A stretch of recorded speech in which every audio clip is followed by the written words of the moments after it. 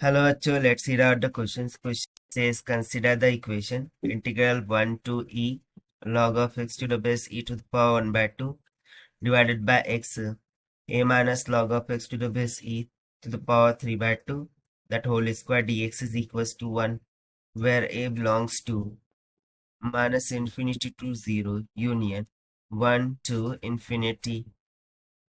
Which of the following statements is are true? So यहाँ पर हमें एक इक्वेशन दी है जिसमें इंटीग्रल 1 to e वैरी कर रहा है एंड इसका वैल्यू इक्वल्स टू 1 है एंड बोला जा रहा है कि जो यहाँ पर कांस्टेंट a है उसका वैल्यू बिलोंग करता है to the interval of minus infinity to 0 union a infinity तक। तो हम बताना है कि कौन सी स्टेटमेंट्स यहाँ से ट्रू हो जाए। So statement A says no a satisfy the equation, यानी कि कोई भी वैल्यू सेटिस्फाई नहीं करती। एंड इंटीजर सेटिस्फाई द अब इक्वेशन, एक इंटीजर वैल्यू सेटिस्फाई करेंगे इक्वेशन को। And irrational number as satisfy the अब इक्वेशन, एक रैशनल नंबर सेटिस्फाई करेगा। More than one satisfy the अब इक्वेशन, यानी कि more than one solution we will get the satisfaction to this equation. तो चलिए देखते हैं हम इसको सॉल्यूशन से, but before of that let's talk about the key concept which we are going to use here for this question. So यहाँ पर हमें substitution, that is integration by substitution concept का यूज करना होगा। so देखिए यदि आपको इंटीग्रल गिवन हो r is equals to integration of f of x dx, तो सबसे पहले तो आप सब्सटीट्यूशन करेंगे कि x is equals to g of t, then उसको डिफरेंशिएट करेंगे so that you will get dx is equals to g dash of t dt, और उसे यहाँ पर dx की जगह पुट करेंगे so that the required integral will become in the form of integration of f of g of t into में g dash of t dt। सो इसी concept का हमें यहाँ पर यूज करना है। तो चलिए फिर देखते हैं हम यहाँ पर फाइनल एक्सप्लेनेशन। सबसे पहले तो हम मान लेंगे कि given integral is nothing but i is equals to ना, यहाँ पर देखिए log to the base e, ठीक है, log to the base e। So log to the base e ये बेसिकली नेचुरल लॉग ln को इंडिकेट करता है। So log of x to the base e की जगह पर हम ln ऑफ x लिख सकते हैं। So we would say that required integral will become integration 1 to e ln of x to the power 1 by 2 that whole divided by x times of a minus of ln of x to the power 3 by 2 इसका whole square dx, इसका value किसकी equal given है, 1 की equal. Now we will use the substitution method of integration. So we do let a minus of ln of x to the power 3 by 2, this whole term is equals to t। now differentiate करेंगे। so differentiation of any of the function to the power n is equals to n f of x to the power n minus 1 into में f dash of x होता है। so इस फॉर्मूले के according ये हो जाएगा -3/2 ln of x का पावर में से कम हो जाएगा, सो 3/2 - 1 विल बिकम 1/2 इंटू में derivative of log of x, so वो तो हो जाएगा 1/x dx, this is equals to dt। तो चलिए अब इसको सब्स्टिट्यूट करते हैं हम अब वो इंटीग्रेशन में। So our required integral I would become equals to integration of, now these are the substitution, but what about limit? so जैसे ही हम सब्स्टिट्यूशन करेंगे उसी के साथ साथ जो लिमिट्स है वो भी चेंज होंगी। so we would say that कि at x is equals to 1 On substituting 1 here, log of 1 is going to be 0. ठीक है, so t is equals to क्या आ जाएगा, 1 इक्वल। उसी तरीके से at the value of x to be equals to e, यदि हम e सब्स्टिट्यूट करेंगे so log of e तो 1 हो जाता है, log of e to the base e is nothing but 1. 1 to the power anything is going to be 1. That is why the value of t will be tends to a minus का 1.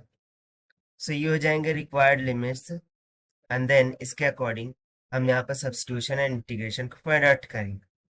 तो चलिए अब इन सभी को substitute कर देते हैं। So integral will vary from a to a minus का 1, ठीक है, ऊपर में हो जाएगा माइनस का 2/3 dt divided by, and this whole term will be replaced by t square, this is equals to 1। So अब इसका इंटीग्रेशन निकाल लेते हैं। सो ये हो जाएगा -2/3 इंटू में टी स्क्वायर का इंटीग्रल हो जाएगा -1/2, and the limit will go from a to a minus 1. This will be equals to 1. अब माइनस माइनस तो प्लस हो गया, अपन लिमिट को पुट करेंगे, सो ये हो जाएगा 2/3 into the bracket 1/a-1, minus में 1/a, this is equals to 1।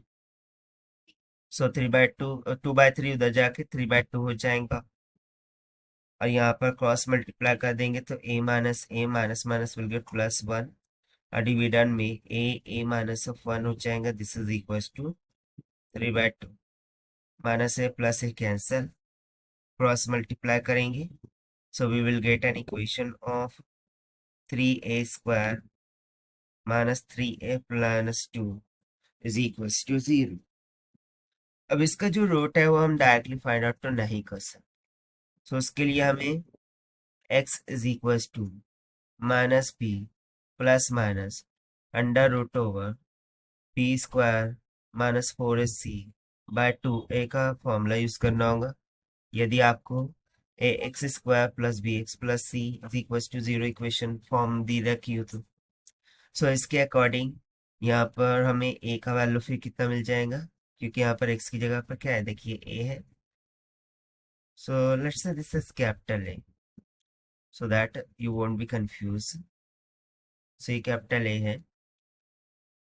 सो इस कंसेप्ट के अकॉर्डिंग यहाँ पर -3 है, यहाँ पर ऑलरेडी एक माइनस है फॉर्मूले में, so minus minus we get +3 plus minus under root over b का स्क्वायर, यानी कि 3 का स्क्वायर हो जाएगा 9, minus minus will get plus, 4 2 8 8 3 24, और डिवाइडेड में 2a, सो 2 3 कितना हो गया 6। सो यहाँ से यदि आप रूट निकालते हैं सो ये निकल के आ जाएगा 3 plus minus under root of 33 divided by 6. Now if you see the root here, that is a is equals to 3 plus minus under root of 33 by 6.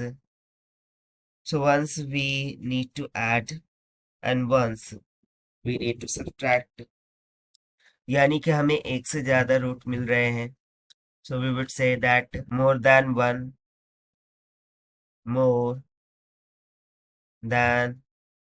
one satisfy the equation, यानी कि एक से ज्यादा रूट इक्वेशंस को satisfy कर रहे हैं। और साथ ही साथ यदि मैं यहाँ पर देखूं सो यहाँ पर अंडर रूट ऑफ 33 है, जिसका परफेक्ट रूट तो नहीं निकल सकता, और साथ ही साथ ये परफेक्टली डिवाइड भी नहीं हो सकता। सो ऑब्वियसली जो p/q का फॉर्म है वो यहाँ पर डेसिमल आ रहा है, and if p/q will be a decimal number then it must be an irrational number। वो क्या हो जाएगा, एक इरेशनल हो जाएगा। रैशनल नंबर ऐसे नंबर जो परफेक्टली डिवाइड हो जाए, ठीक है, यानी कि p/q में यदि 0.2 हो गया, 0.3 हो गया, इस तरीके से रहा, सो ये रैशनल नंबर हो। लेकिन वहीं पर p/q में 1.6667 इस तरीके से इट इज ऑनवर्ड जाते रहता है, सो उसे हम क्या कहते हैं, इरेशनल नंबर। सो बेसिकली यदि मैं इसको डिवाइड करूं, so obviously it is going to be a irrational number. So irrational number क्योंकि ए सेटिस्फाइज, और देखिए यही हो जाएगा हमारा required answer to this question. So according to this, so how this more than one satisfying the equation, let's see is by using the number line. So यदि मैं number line यहाँ पर draw करूँ, and if you look that, so region हमें क्या दे रहा है, minus infinity से जीरो यूनियन वन से इन्फिनिटी, ठीक है। सो माइनस का इन्फिनिटी से जीरो और वन से इन्फिनिटी तक, इस तरीके से हमें रीजन दे रहा है, यानी कि इस रीजन में हमारा वैल्यू सेटिस्फाई करेंगे। सो यदि मैं इसकी positive and negative value find out करूँ, सो देखिए एक तो पॉजिटिव वैल्यू आ जाएंगी 3 प्लस अंडर रूट ऑफ 33/6, जो कि नियर अबाउट 1.46 के इक्वल आएगा। उसी तरीके से ए का negative value 3 minus under root of 33/6, it will comes about negative of 0.46. So 1.46 को सेटिस्फाई करते हैं। So 1.46 यानी कि यदि मैं मानूं कि ये 2 है and it will be up to that dash, so 1.46 will becomes near about at this point. So ये 1 to infinity इस रेंज को सेटिस्फाई कर रहा है, यानी कि ये positive value with in the range होंगी। उसी तरीके से निगेटिव ऑफ 0.46, सो यदि मैं यहाँ पर माइनस का 1 and it will be up to that dash consider करूँ, सो यहाँ पर इस पॉइंट पर निगेटिव ऑफ 0.46 हमें मिलेगा, जो कि 0 से माइनस इन्फिनिटी की रेंज को सेटिस्फाई कर रहा है। That is why it's also coming into the range 0 to minus infinity to 0 and 1 to infinity. Both the values are satisfying. That is why we are saying कि more than one satisfying the equation. और साथ ही साथ ये जो value है p/q, ये एक irrational number है, because we are getting a decimal number 1.46 and 0.46, which is not an integer. That is why it is an irrational number. So इस कंसेप्ट के अकॉर्डिंग नो सेटिस्फाइज अब इक्वेशन, ये तो incorrect हो जाएगा, तो टू वैल्यू सेटिस्फाई कर रही है। So an integer A satisfied the अब इक्वेशन, सो ये भी इनकरेक्ट हो जाएगा क्योंकि हमें एक इंटीजर वैल्यू नहीं मिल रही है। ऑप्शन सी यहाँ पर करेक्ट होगा कि an irrational number satisfy the अब equation because we are getting a decimal number, and D भी करेक्ट होगा कि more than one satisfy the equation because two values satisfy कर रही है। So only option C and D are correct. So this is the required solution. I hope you understand. Well, best of luck. Thank you.